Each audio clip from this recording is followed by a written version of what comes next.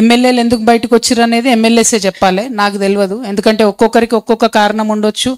వాళ్ళు ఎందుకు బయటకు పోయినరో ఏందో ఆ జడ్జిమెంట్ చేసేటటువంటి పరిస్థితిలో నేను లేను. నేను అప్పుడు అక్కడ నన్ను జైల్లో ఉంచినటువంటి సందర్భంలో చాలామంది ఎమ్మెల్యేస్ వెళ్ళిపోయారు.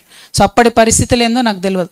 అంతకుముందు నేను బీఆర్ఎస్ పార్టీలో ఉన్నప్పుడు ఎవరన్నా ఎమ్మెల్యేలు కొద్దిగా బాధపడ్డా, నారాజు ఉన్నా, ఏదన్నా ఇష్యూస్లో ఉన్నా కూడా నేను అనుసంధానం చేసేదాన్ని.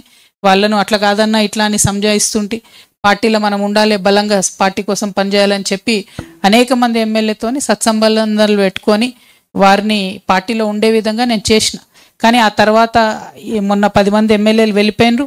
ఎందుకు వెళ్ళిపోయినరు అన్నటువంటి విషయం అయితే నాకు తెలియదు.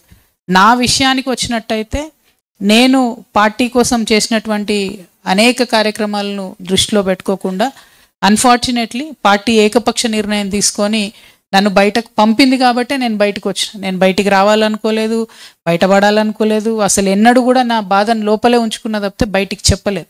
కానీ అనివార్య పరిస్థితుల్లో ఇవాళ చెప్పాల్సి వస్తుంది.